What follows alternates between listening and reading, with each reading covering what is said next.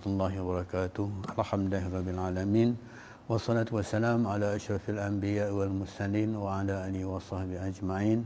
Rabbi shrah li sadri wa yassir li amri wahlul 'uqdatam min lisani yafqahu qawli.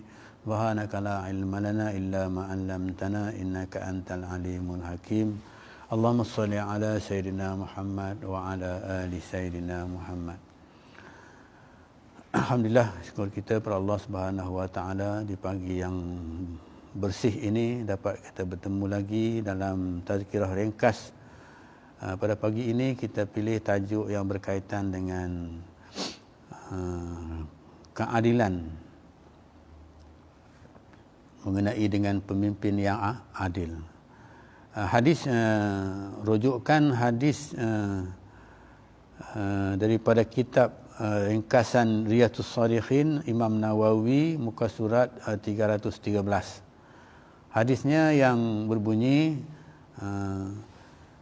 Imam Muslim meriwayatkan daripada Abdullah bin Amir radhiyallahu anhu, beliau berkata, maksudnya Rasulullah sallallahu alaihi wasallam bersabda, sesungguhnya orang-orang yang berlaku adil akan berada di atas tempat jalan yang tinggi daripada cahaya di sisi Allah Subhanahu Wa Taala, ialah mereka yang berlaku adil dalam menetapkan keputusan keluarga mereka dan jawatan yang mereka pegang.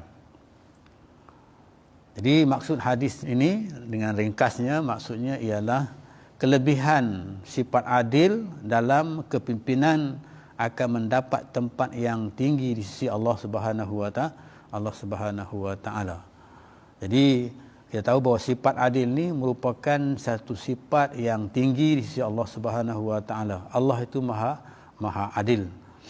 Dan kita dijadikan oleh Allah Subhanahu Wa Taala untuk berlaku adil, untuk mentadbir alam ini dalam keadaan menentukan di dalam keadilan.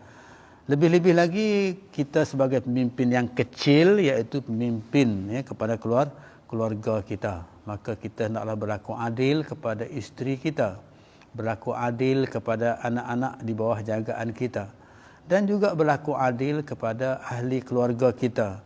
Seterusnya berlaku adil kepada jiran-jiran kita. Itulah yang dikatakan Islam. Maksudnya Islam itu menjaga keadilan seluruh umat manusia. Walaupun manusia itu bukan daripada kalangan yang menyembah Allah Subhanahu Wa Taala, tapi sebagai seorang yang menyembah Allah Subhanahu Wa Taala, maka Allah Subhanahu Wa Taala menuntut kita supaya berlaku adil kepada semua manusia. Contohnya kita katakan berlaku adil kepada keluarga kita, iaitu kepada isteri kita dan juga kepada anak-anak kita. Jadi berlaku adil ini maksudnya melaksanakan apa yang diwajibkan oleh Allah Subhanahu Wa Taala ke atas kita, kepada keluarga kita. Contohnya suami hendaklah berlaku adil kepada isteri, iaitu contoh yang paling mudah, iaitu hendaklah dia memberi nafkah kepada isterinya. Sebagai pemimpin keluarga, hendaklah berlaku adil kepada isteri, memberi nafkah kepada isterinya semampu yang ia dapat, memberi nafkah itu kepada isterinya. Tapi tuan-tuan sidang pendengar yang dirahmati Allah sekalian, hari ini kita tambah lagi kita katakan PKP kita ni sampai 18 hari bulan ini, maka tentulah banyak masalah dalam hal urusan nak memberi nafkah ini, lebih-lebih lagi kepada suami yang dah tak ada kerja, yang susah untuk mendapat pendapatan dan sebagainya. Maka dalam hal ini kita berusahalah semampu yang kita boleh. Dan kepada isteri juga harus diberi perhatian bahawa hendaklah kita berjimat-jimat dalam urusan menjaga nafkah ini. Kadang-kadang walaupun dalam keadaan yang macam ini, maka kita hendaklah berjimat cermat. Sebab dalam musim yang begini, maka kita nak berjimat. Janganlah kita belanja mewah seperti mana kita sebelum zaman COVID hari itu, kan? Jadi hendaklah kita berjimat cermat supaya keadaan ini dapat menstabilkan di antara nafkah yang sepatutnya dibagi oleh suami kepada kita, hendaklah kita gunakan dengan yang terbaiknya. Jadi hendaklah berjimat-jimat. Ini bagi isteri lah maksudnya. Tapi walau bagaimanapun sebagai seorang suami, maka hendaklah dia berusaha ke arah untuk memberi nafkah kepada isterinya yang seadil-adilnya. Okey, berkaitan dengan itu juga, maka kita ambil lagi satu hadis yang berkaitan bahawa sifat adil ini juga merupakan sifat yang tinggi dari Allah Subhanahu Wa Taala. Maka iaitu dia sifat ini merupakan sifat yang harus, yang wajib ada kepada seorang pemimpin. Dan di mana seorang pemimpin itu akan mendapat perlindungan Allah Subhanahu Wa Taala di hari akhirat. Jadi hadisnya yang bermaksud Al-Imam Al-Bukhari dan Imam Muslim meriwayatkan daripada Abu Hurairah radhiyallahu anhu.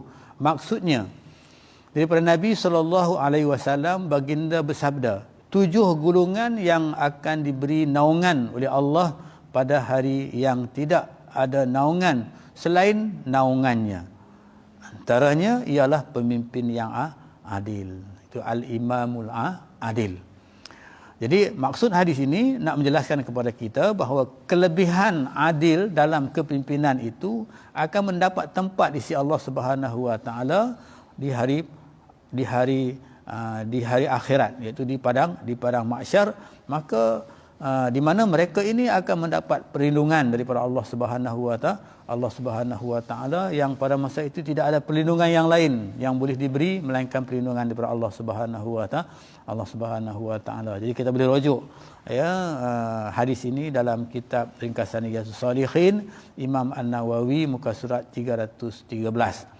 Jadi jelas hadis ini menunjukkan kepada kita bahawa untuk mendapat kita katakan naungan Allah Subhanahu Wa Taala di hari akhirat, maka hendaklah kita menjadi seorang pemimpin yang mempunyai sifat yang adil.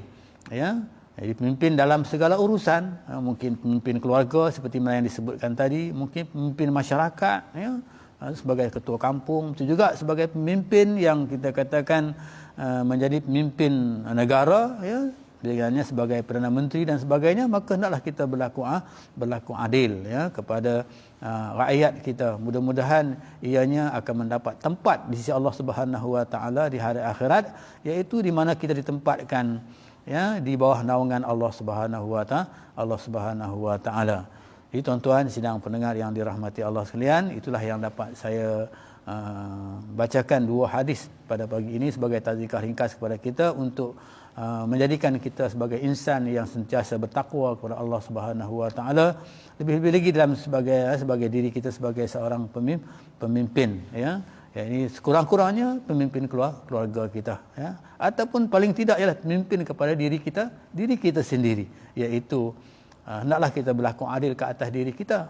Apa dia keadilan yang kita harus lakukan ke atas diri kita, iaitu hendaklah kita sentiasa mengabdikan diri kita kepada Allah Subhanahu Wa Taala. Contohnya semayang sehari semalam 5 waktu, maka itu Allah telah tetapkan kepada kita. Maka kalau kiranya kita tidak melaksanakan solat sehari semalam 5 waktu ini, maka kita tidak berlaku adil ke atas diri kita. Maka jadi ini kita telah telah memungkari janji yang ditentukan oleh Allah Subhanahu Wa Taala kepada kita untuk supaya kita ni sentiasa berlaku adil ke atas diri kita. Dan itulah yang dapat saya sampaikan. Mudah-mudahan ianya dapat beri pencerahan kepada kita, dapat meningkatkan lagi keimanan kita kepada Allah Subhanahu Wa Taala. Aqulu qouli hadza wa astaghfirullahal azim billahi taufiq wa hidayah. Assalamualaikum warahmatullahi wabarakatuh.